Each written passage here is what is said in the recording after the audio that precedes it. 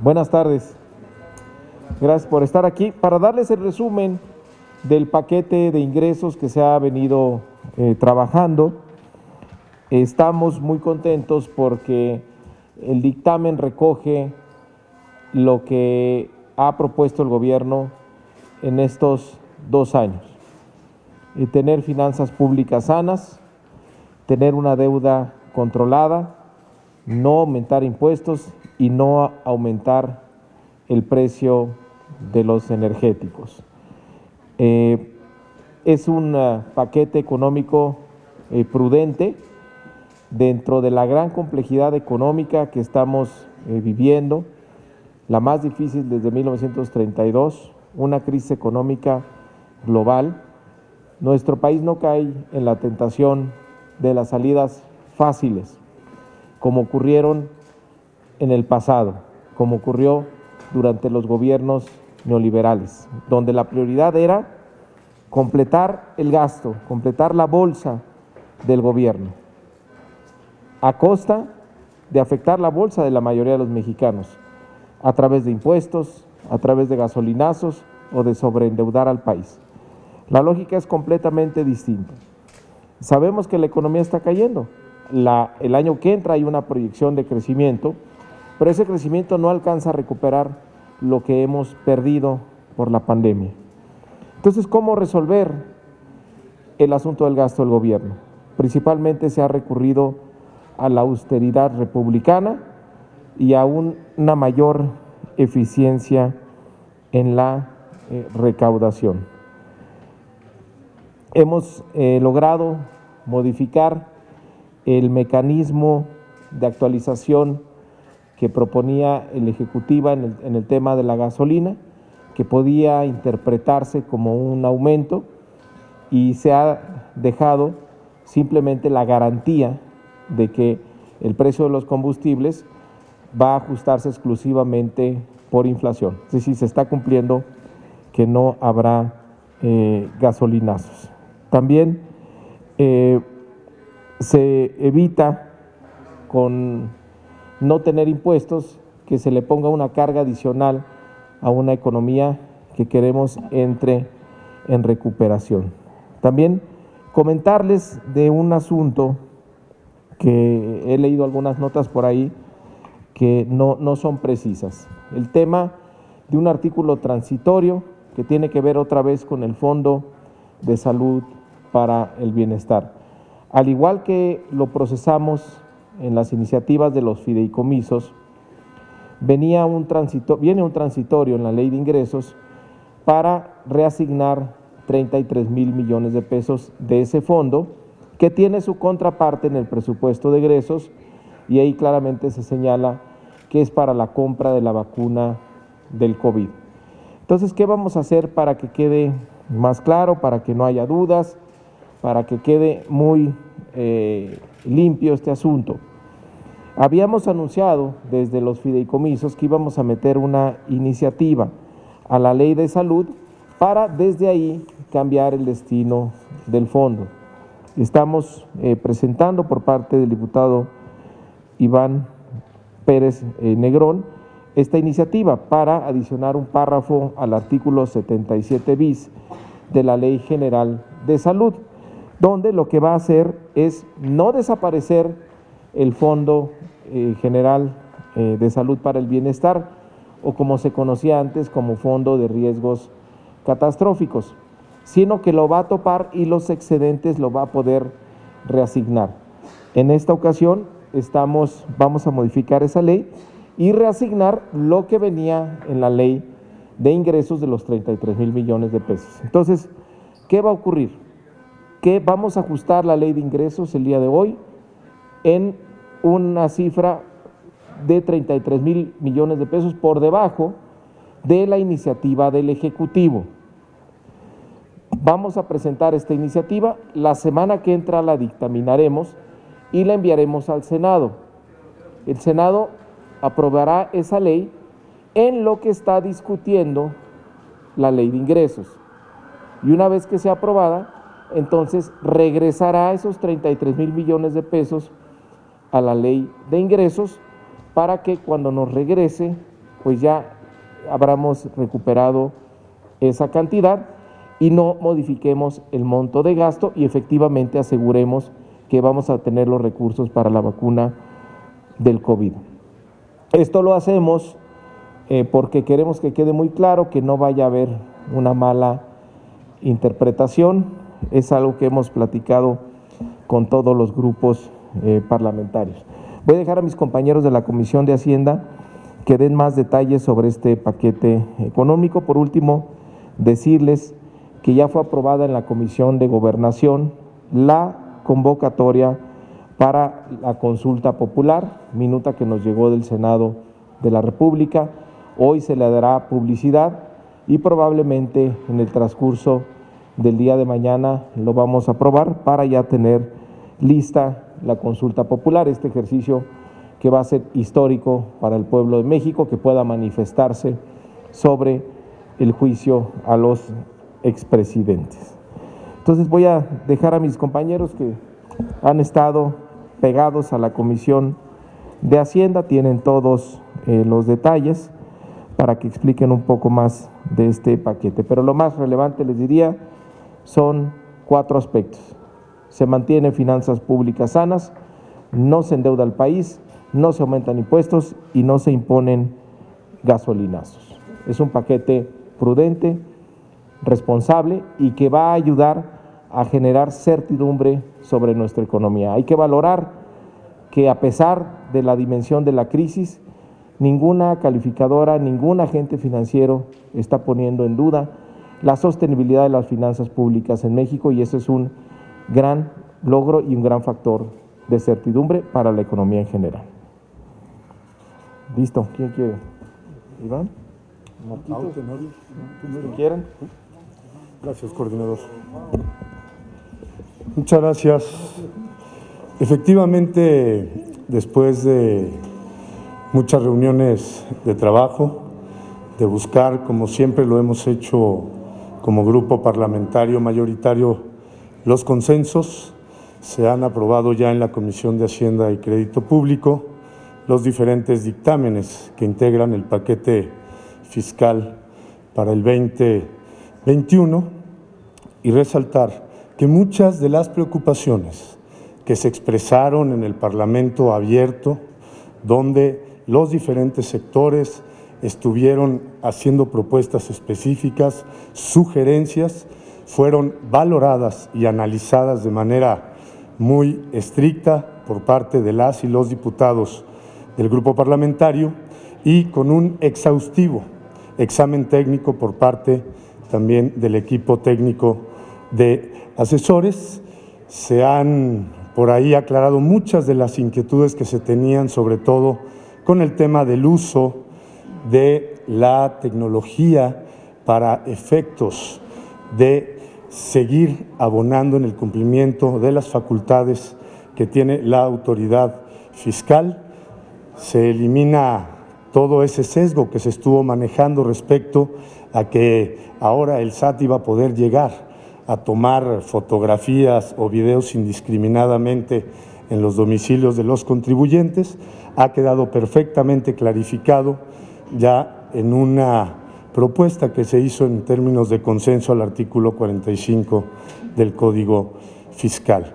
De igual manera, quedaron perfectamente atendidas muchas de las inquietudes que en materia, por ejemplo, de donatarias se habían expresado y de esa manera damos cumplimiento pleno al compromiso que hicimos, primero, de ser muy responsables en el análisis de este paquete para el 2021, aún en las condiciones económicas en las que está el mundo.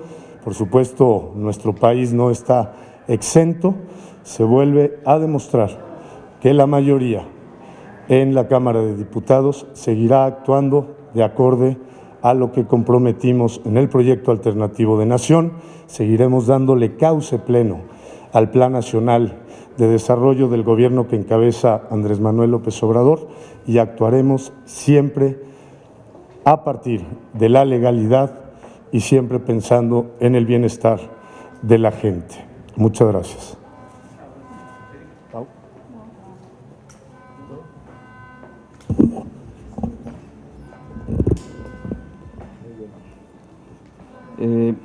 Pues bueno, siguiendo lo que han comentado nuestro coordinador Mario Delgado, nuestro compañero Iván Pérez Negrón, se hicieron muchas modificaciones al paquete económico 2021. Como lo dicen, se recibieron muchas propuestas y de las cuales la mayoría se tomaron en cuenta.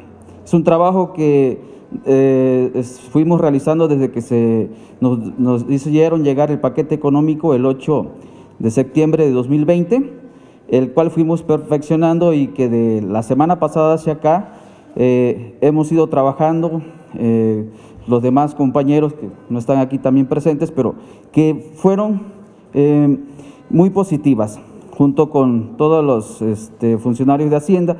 Las principales modificaciones que se proponen en este dictamen versan sobre la regulación y requisitos exigidos para las empresas, por ejemplo, que reciben donativos, ¿sí?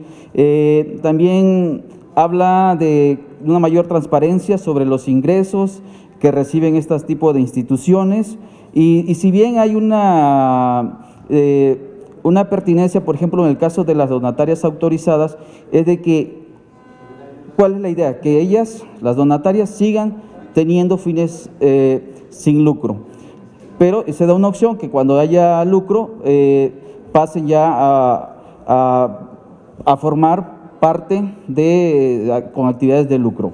Entonces, y por ejemplo, en el Código Fiscal de la Federación se modifica la regulación a diferentes disposiciones fiscales en materia de razón de, por ejemplo, de negocios, enajenación de bienes, operaciones financieras derivadas. Además, se hacen adecuaciones respecto a las responsabilidades solidarias, ¿sí? Al Registro Federal de Contribuyentes, a los comprobantes fiscales.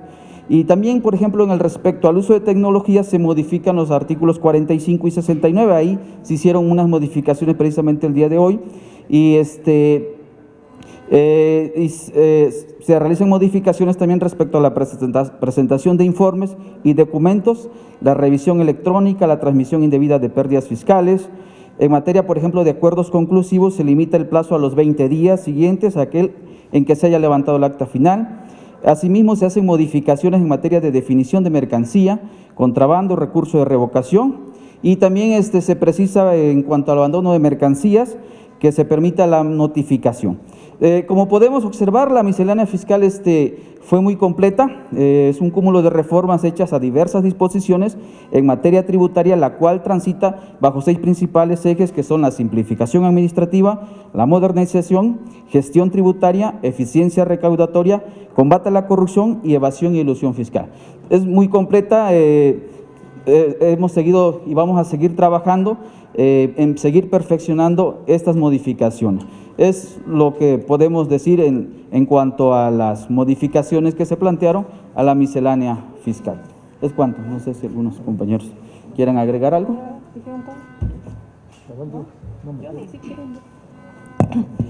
Pues muy buenas tardes.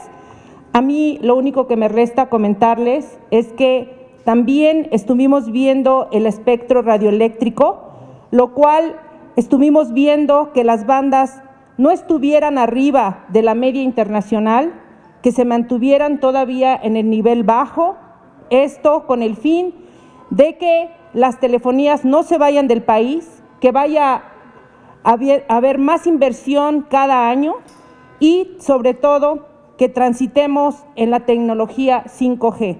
Sabemos que muchos países ya lo tienen, nos falta México, no es fácil.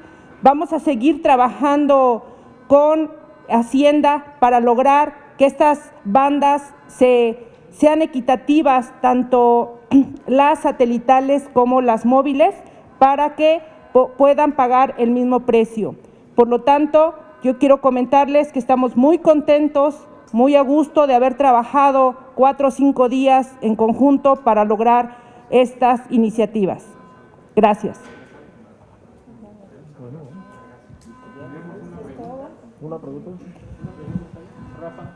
Hola, ¿qué tal, diputados? Buenas tardes. 2 partes, una para el diputado Mario Delgado, pero al final de este tema que nos ocupa el día de hoy.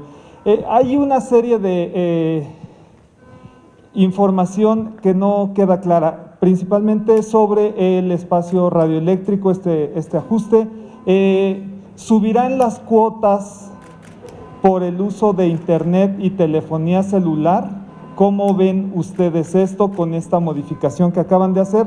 Y una facultad que se le estaría dando al SAT para cobrar a los usuarios que vendan sus autos.